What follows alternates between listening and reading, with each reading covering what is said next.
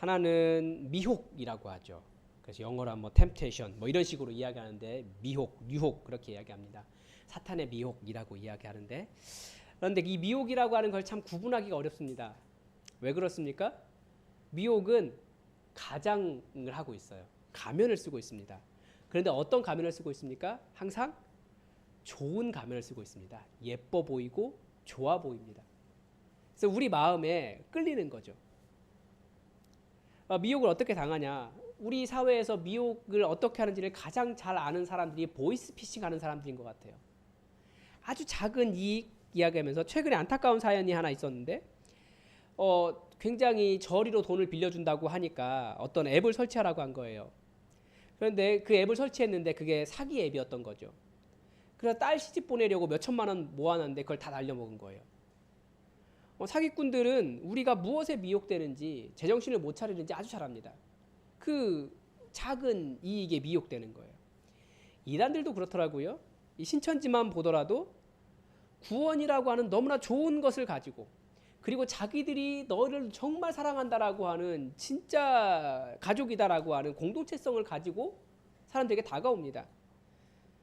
그러다가 결국은 어떻게 됩니까? 좋은 모습으로 왔지만 결국 신천지에 빠진 사람들은 자기의 젊음 다 버리고 재산도 다 이단에 갖다 바치고 나중에 거기가 잘못된 것을 깨닫기는 깨달았는데 빠져나오면 갈 곳도 없고 자기 모든 관계가 거기에 있으니까 결국 빠져나오지 못하는 그런 비극을 맞습니다. 그러니까 아무튼 미혹이라고 하는 것은 항상 선한 얼굴로 찾아옵니다. 그래서 미혹은 뭐라고 이야기합니까? 얼굴은 웃고 있어도 결국 당사자를 울게 만듭니다. 그게 미혹이에요. 테스트 반대로 이제 테스트라고 해요. 이건 그 사람이 그 수준에 맞는 어떤 무엇인가를 누릴 수 있는가를 검증하는 겁니다.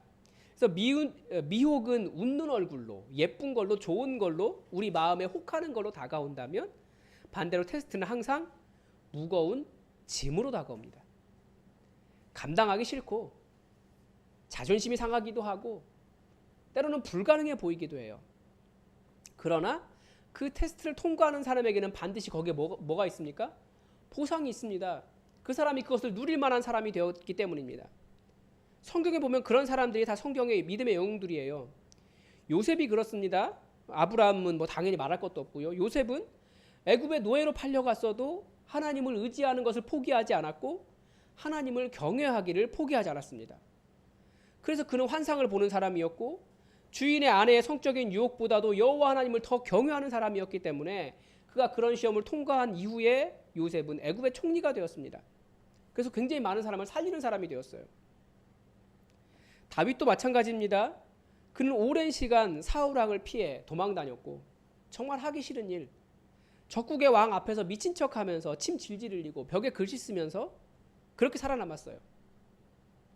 그러면서도 그는 자신의 손으로 사울을 죽이고 싶은 그런 시험을 잘 통과했고 그 모든 상황에서도 하나님을 경외하는 것을 포기하지 않았습니다. 시험을 잘 통과한 겁니다. 그 테스트를 생각할 때 또 생각해 볼 사람이 욥입니다. 욥이 받은 테스트는 정말 인간으로서는 견디기 너무나 어려운 것들입니다. 자녀들이 다 죽었어요. 누구도 바라지 않는 거예요. 재산도 다 잃었습니다. 명성도 다 잃었고요. 아내는 사랑하는 사람이기보다 가장 먼저 저주하는 사람이 되었습니다. 더구나 친구들은 종교적인 단어를 사용해서 정죄만 했습니다. 그런데 하나님께서 나중에 욥이 잘했다.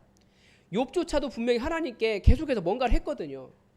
그런데 욥이 옳다라고 하시면서 친구들을 야단치시면서 모두 다 욥에게 사과해라라고 말씀하셨어요.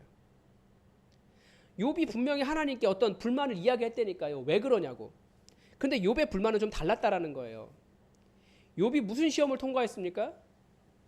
비록 상황이 그렇다고 할지라도 굉장히 무거운 짐으로 나에게 다가왔지만 너무나 힘들었지만 하나님을 함부로 판단하고 재단하고 자기의 지식으로 하나님은 이러이러한 분이다라고 하나님을 자기 지식 아래 두고 그것을 가지고 다른 사람을 정죄하는 그런 일을 하지 않았다라는 겁니다. 그래서 욥은 하나님에 대해서 어떤 분이다라고 말하지 않고 나도 너희가 아는 그 정도의 지식을 가지고 있지만 내가 지금 겪고 있는 상황은 절대 그게 아니야. 하나님은 그런 분 아니야. 라고 말하면서 모든 상황에 대해서 질문했어요. 그래서 사실은 하나님께 테스트 받는 사람들은 하나님께 계속해서 질문합니다. 내가 생각하는 이 하나님이어야 된다라고 말하지 않고 하나님, 제가 이런 상황에 있는데 이것이 맞습니까? 질문합니다. 그때 하나님도 질문해 오시죠. 테스트는 왜 옵니까? 그러니까 우리가 기존에 알고 있던 하나님에 대한 지식이 진정한 것인가 검증하기 위해서 그렇게 오기도 합니다. 그런데 우리가 뭐라고 창조해 주신 하나님을 이러이러한 분이다 라고 제한하고 나아가 내 생각에 옳다고 하는 그런 모습만이 하나님이다. 그거 아니면 하나님 틀렸다, 하나님 없다라고 말할 수 있겠습니까? 그래서 결국 테스트라고 하는 것은 우리를 어디로 데려갑니까? 내가 주인이 아니라 여호와 하나님이 주권을 가지고 계신다. 그분이 주인이시다라는 것을 인정하게 하는 것이 테스트입니다. 복음이 무엇입니까? 계속 이야기하지만 여호와 하나님을 나의 주인으로 모시는 거예요. 이런 일도 있습니다. 어떤 교회가 부동산 투자, 제가 한번 말씀드린 적이 있어요. 부동산 투자를 하고 있어요. 거기에 곧 신도시가 생길 것이라고 믿기 때문에 교회에 돈만 생기면 주변 땅을 사들입니다. 빚을 내서 사들이고 있어요. 그것 때문에 몇 안 되는 교인, 그런 것들을 보면 교인들이 가만히 있습니까? 다 나가지. 매달 몇 천만 원씩 이자를 내면서 버티고 있어요. 어떻게 반응하는 것이 맞습니까? 이게 미혹과 테스트의 중간 단계에 있는 거예요.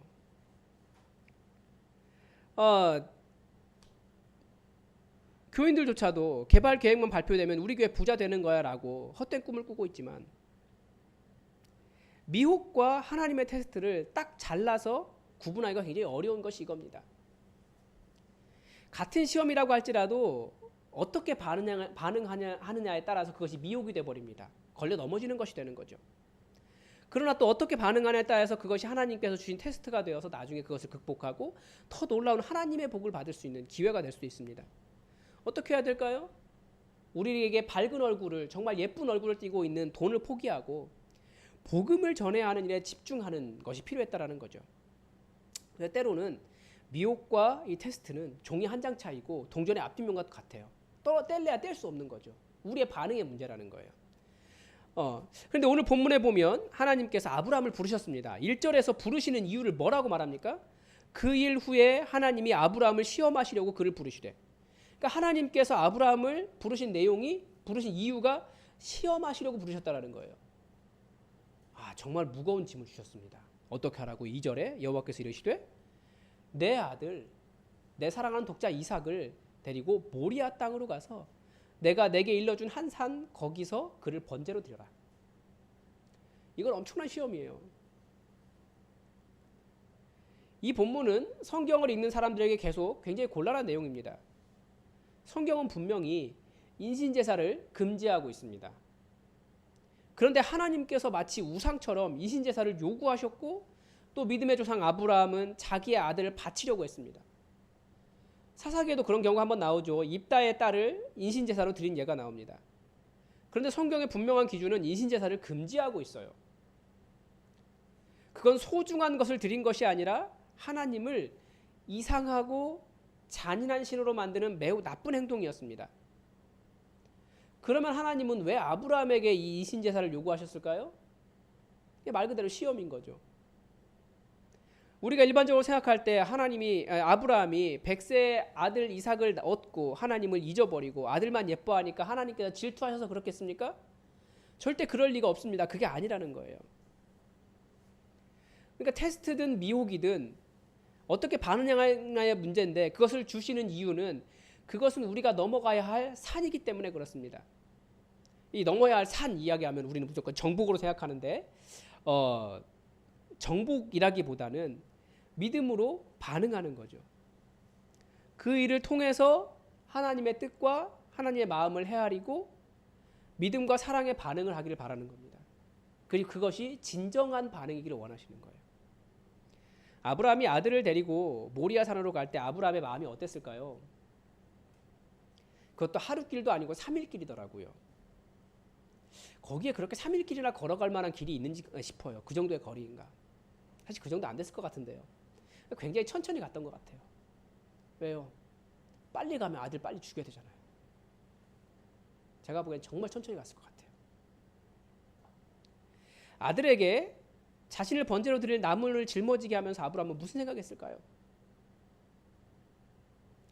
하나님께서 바치라고 하시니까 드리기는 해야 하는데 차마 아들을 쳐다볼 수나 있었을까요? 90살 먹은 할머니 사라에게서도 아들을 낳게 해주신 하나님이니까 이 아들 바치면 또 다른 아들 줄 테니까 그냥 이 아들 바쳐도 괜찮은 겁니까? 그렇게 잔인한 마음 가져도 되는 걸까요? 제가 볼 때 아브라함은 정말 고민하면서 한 걸음 한 걸음 그 모리아산을 향해 천천히 갔던 거예요. 자기 안에 어떤 무엇인가가 검증이 되는 거죠. 성경에서 분명히 이야기하고 있지 않기 때문에 단지 사랑 이야기만 하고 뭐 바쳤다, 순종했다라는 이야기만 하기 때문에 아브라함의 마음을 정확하게 알 수 없지만 우리는 걸어보면 알아요. 이런 무거운 짐을 지고 하나님의 무거운 시험을 지고 천천히 걸어가면서 하나님의 뜻을 헤아려 보면 하나님이 왜 이렇게 하시나 그 질문 속에서 다시 내게 질문해오는 하나님과 끊임없이 대화하게 됩니다. 그런데 이 시험의 목적을 나중에 알 수 있습니다. 먼저 일단 아브라함에게는 분명한 믿음이 있었습니다. 그게 뭘까요? 하나님께서 이스마엘도 아니고 이삭을 통해 자손을 있게 해주실 것이라고 분명하게 말씀하셨기 때문에 아브라함에게는 그 방법은 어떻게 될지 모르겠지만 하나님께서 분명히 무엇인가를 하실 것이다 라고 하는 믿음은 있었다는 것을 알 수 있습니다. 아브라함의 믿음이 무엇이었을까요? 18장에 보면 99세인 아브라함에게 천사가 와서 내년에 내게 아들이 있을 것이다 라고 했을 때 사라가 비웃었습니다. 그때 사자가 한 말이 있어요. 왜 웃느냐? 여호와께 능하지 못한 일이 있겠느냐. 아브라함에게는 분명히 이 깨달음이 한 번 있었거든요. 그때까지만 해도 없었어요. 근데 100세의 아들을 얻고 난 다음에 여호와께는 불가능이 없으시구나. 그리고 아브라함은 또 분명히 약속을 받았습니다. 이삭에게서 난 자라야 내 씨라 부를 것임이니라. 그러니까 아브라함은 분명히 무엇을 믿었습니까? 나의 주 여호와 하나님께는 불가능이 없다. 그분이 이삭을 통해서 내게 자손을 주실 것이라고 하셨기 때문에 이삭을 바쳐도 하나님은 역사하실 것이다.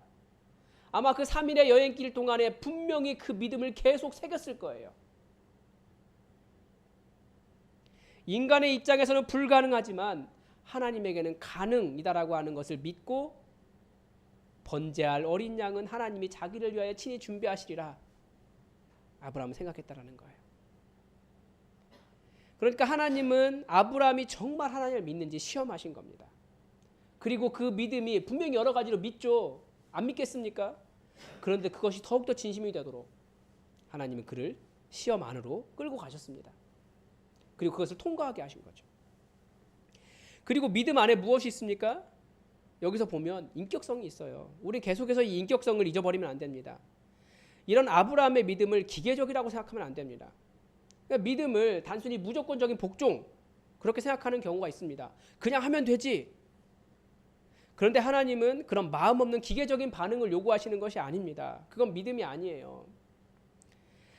아브라함이 아들 이삭을 묶어서 제단에 나무 위에 올려놓고 그 아들을 잡으려고 할 때 하나님께서 하신 말씀이 있습니다. 아브라함아 아브라함아 그 아이에게 내 손을 대지 말라. 그에게 아무 일도 하지 말라. 내가 내 아들 내 독자까지도 내게 아끼지 아니하였으니 내가 이제야 내가 하나님을 경외하는 줄 아노라. 하나님은 아브라함이 그 아들을 얼마나 사랑하는지 아셨습니다. 그러니까 그 3일의 여정이 얼마나 엄청난 질문과 기도와 눈물의 여정이었을 겁니다. 그런데 그는 하나님을 더 사랑했어요. 어떤 사랑이 되도록 한 겁니까? 그냥 바치면 되지 라고 하는 기계적인 사랑이 아니라 정말 마음을 주는 하나님 원하시면 맞습니다. 내 사랑이 여호와 하나님께 있기 때문에 제가 바칠 수 있겠습니다 라고 하는 인격적인 반응을 원하셨다는 거예요. 하나님은 그런 사랑 원하십니다. 사실 우리가 하나님께 순종하는 일에는 그런 인격적인 고민과 반응이 들어있습니다. 우리는 계속 고민해요. 하나님께서 우리에게 요구하는 것들이 그냥 쉽게 바치면 되지, 순종하면 되지 이렇게 말할 수 있는 건 그냥 기계적인 순종이에요. 물론 우리가 신앙생활 오래 하고 정말 계속해서 하나님을 신뢰하게 되면 얼마든지 그렇게 할 수 있습니다. 그런데 정말 하나님을 계속해서 우리가 그것이 진정한 고민과 기도 속에서 하나님께 기쁨으로 드리는 사랑의 행위가 되기를 하나님은 계속 요구하십니다. 그래서 그 11조를 드릴 때도 우리가 알 수 있습니다. 사실 많이 가지고 있는 사람은 뭐 많이 드리는 것이 큰 어려움이 되지 않을 수도 있어요. 물론 많이 가질수록 더 안 내놓는다라고 그런 말을 하기도 하지만 그 마음 잘 모르죠. 그런데 1억을 가진 사람이 1,000만 원을 드리는 것과 10억을 가진 사람이 1억을 드리는 것에는 굉장히 큰 차이가 있습니다. 그러니까 11조는 누가 더 어려울까요? 별로 없는 사람이, 가진 것이 없는 사람이 힘들어요. 100만 원 버는 사람이 있다고 하는데 그 사람이 10만 원을 헌금한다? 굉장히 어렵습니다. 11조를 드릴 때도 그냥 10분의 1 아무렇지도 않게 떼는 그런 것보다 정말 그 돈이 필요해서 눈물을 흘리며 이것 조금만 더 있으면 제가 한 달을 그나마 좀 살아갈 수 있을 텐데 그 고민하며 눈물을 흘리며 그렇게 그래도 내 주인 하나님이십니다 라고 고백하며 드리는 그 고백을 하나님께서 기뻐하신다는 거예요. 그런 마음이 되기를 바라시는 거예요. 제 주인이 이 돈이 아니라 여호와 하나님이십니다. 그 고백하는 것을, 그 인격적인 반응을 하나님께서 원하십니다. 제가 텐텐텐을 하면서 깨달은 것은 우리가 시간을 얼마나 아까워하는가입니다. 하나님을 위해서 그 10분을 잘 못 내어드린다는 것을 알았어요. 그냥 10분 성경 읽으면 되지, 그런 마음보다 내가 써야 할 시간이지만 지금 내가 너무나 마음이 급하지만 하나님이 더 소중하고 내가 하나님 사랑하기 때문에 하나님 앞으로 나아가는 그런 시간을 갖는 겁니다. 그럼 점점 그 시간을 하나님과 교제하는 깊은 시간으로 늘려가는 거죠. 우리는 새로운 교회를 하려고 이곳에 모였습니다. 그런데 새로운 교회는 어떻게 만들어질까요? 사랑으로 반응하며 자신의 시간과 재물을 헌신하는 사람들을 통해 세워집니다. 분명히 사랑은 헌신, 희생이 들어가요. 우리가 교회라고 하면 마땅히 해야 될 일이 몇 가지가 있습니다. 그런데 그런 모든 것들이 시간과 재물의 희생이 없으면 절대 이루어질 수 없다고요. 제가 보니까 우리 성도들이 다들 열심히 바쁘게 사십니다. 그래서 가장 내기 어려운 게 뭡니까? 역시 시간이에요. 그럼 이제 우리 어떻게 해야 될까요? 제가 볼 때 모일 수 있는 새벽이나 밤이라도 모여야 될 것 같아요. 그래서 복음을 전하고 배우고 기도하지 않으면 우리가 왜 여기에 존재해야 되는가? 정말 진지한 질문을 우리는 한번 해봐야 됩니다. 정말 새로운 교회가 될 수 있도록 우리는 고민해봐야 돼요. 아깝지 않아서가 아닙니다. 그러나 사랑은 반드시 희생을 동반한다는 거고 거기에는 엄청난 내 것을 정말 소중한 것을 내어놓는 그 희생을 통해서만 세워진다는 것을 우리는 알 수 있습니다. 하나님께서 그 정말 소중한 아들을 바치라고 하는 것, 거기에는 또 뭐가 들어있을까요? 우리의 모든 인생 과정은 사실 내 인생 하나 사는 그것을 뛰어넘어서 하나님 아버지의 마음을 깨달아 알기 위한 영적인 여행입니다. 오늘 이 본문에서도 이삭을 번제로 드리라는 이야기의 주인공은 놀라운 믿음을 보인 아브라함이나 우리가 다른 목사님들에게 들었던 아무 말 없는 이삭이 주인공이 아닙니다. 성경과 우리 삶의 주제는 주인은 항상 누구시라고요? 예수 그리스도십니다. 우리 하나님에게도 예수 그리스도는 하나밖에 없는 너무나 소중한 아들이셨습니다. 그러나 우리의 구원을 위해 하나님이 친히 준비하신 제물이에요. 우리의 구원을 위해서. 하나님께서 이삭을 살리시기 위해서 아브라함아 그 아들에게 손내지 말아라 급하게 말리셨지만 아들 예수를 십자가 위에 죽이실 때는 하나님 어떻게 하셨습니까? 엘리 엘리 라마 사박다니, 하나님이 침묵하셨어요. 이삭은 살리셨는데 당신의 아들은 죽이셨어요. 인간적인 표현이 굉장히 죄송하지만 우리 하나님이 너무나 우셨기 때문에, 우리 하나님도 그 십자가에 달려 죽으셨기 때문에 그 자리에서 침묵하셨어요. 우리의 모든 시험에는 바로 이 하나님 아버지의 마음을 알기를 바라는 그 하나님의 마음이 들어있습니다. 우리는 나 아파요 라고 말하지만 그 아픔을 통해서 그런 모든 무거운 시험과 그 엄청난 질문을 드리는 그 침묵의 여행 속에서 우리 하나님의 마음, 그분은 얼마나 아파하실까를 생각하기를 그것을 배우기를 원하신다는 겁니다. 그리고 하나님께서 얼마나 큰 희생과 아픔을 치르면서 아들을 십자가에 내어주셨는지 그것을 깨달아 알기를 바라십니다. 그리고 그 안에 아브라함이 아들을 사랑하는 것보다, 우리가 우리 아들을 사랑하는 것보다 사랑의 본체이신 여호와 하나님께서, 성부 하나님께서 그 아들을 사랑하신 그 사랑이 훨씬 더 큰데, 그 사랑 내어주시면서 여호와 이레의 제물로, 그 화목제물로 아들 내어주신 그 사랑, 얼마나 큰 사랑이 담겨 있는지 우리 보고 깨달아 알게 하시려고 우리에게는 시험을 통과하게 하시고 이런 이야기를 하시는 겁니다. 여러분, 우리는 하나님을 떠나 살면서 하나님을 주인으로 모시고 있지 않으면서도 하나님 어디 계시냐고 많이 부르짖어요. 그러나 하나님의 사랑이 어디 있습니까? 이 십자가 위에 우리가 우리 자녀를 사랑하는 것보다, 자녀를 내어주는 것보다 더 아픈 마음으로 내가 너희를 이렇게 사랑한다, 그 십자가 위에서 침묵하신 하나님의 사랑이 있습니다. 침묵이 하나님의 언어라고 하잖아요. 하나님은 항상 말씀하시는 분이에요. 항상 말씀하시는 분이에요. 그런데 그 하나님이 침묵하신 때가 있다고요. 예수님 십자가 달려 죽으실 때. 그래서 침묵은, 하나님의 침묵은 우리를 향한 가장 큰 사랑의 목소리예요. 그래서 우리는 계속의 십자가를 봐야 됩니다. 아브라함이나 이삭이 주인공이 아니에요. 더 무엇인가를 크게 바칠 수 있는가, 이런 것이 주인공이 아니에요. 우리에게 그 하나밖에 없는 아들 주시며 우리를 사랑한다 침묵하신 그 하나님의 마음을 갖기를 원하시는 것이 우리 하나님의 마음입니다. 여러분, 하나님의 시험 안에는 항상 하나님의 사랑이 있습니다. 그 사랑 받은 내가 또 사랑하며 세상을 회복하기를 바라시는 하나님의 사랑이 들어있습니다. 여러분, 하나님의 사랑이 절대 여러분에게 끊어지지 않는다는 것을 기억하시면서 여러분의 삶의 발걸음 속에서 침묵하신 하나님을 만나거든 이 안에 하나님 사랑이 있음을 아시고 예수 그리스도의 십자가를 먼저 바라보며 나에게 가장 좋은 것, 가장 귀한 것 주신 그 사랑으로 여러분 인격적으로 반응하며 또 하나님의 뜻을 찾아가며 하나님을 사랑하시기 바랍니다. 기도하겠습니다. 하나님, 오늘 다시 한번 하나님의 사랑이 얼마나 큰지 우리가 인간적인 마음을 통해서 배웁니다. 하나님, 우리가 더 주님 사랑하기를 원합니다. 더 이 십자가의 사랑을 깨달아 알게 하옵소서. 내가 나를 사랑하여 혹시 다른 사람에게 상처 주지 않게 하시고 하나님의 사랑 넘치고 넘치는데 하나님이 나를 사랑하지 않는다고 원망하지 않게 하시고 우리에게 주어지는 많은 시험들 넉넉하게 주의 사랑으로 통과하여 미혹에 빠지지 않고 주님 주신 복을 온전하고 풍성하게 누려갈 수 있도록 우리를 인도하여 주시옵소서. 주의 성령으로 지키시기를 원하오며 예수님의 이름으로 기도드립니다. 아멘.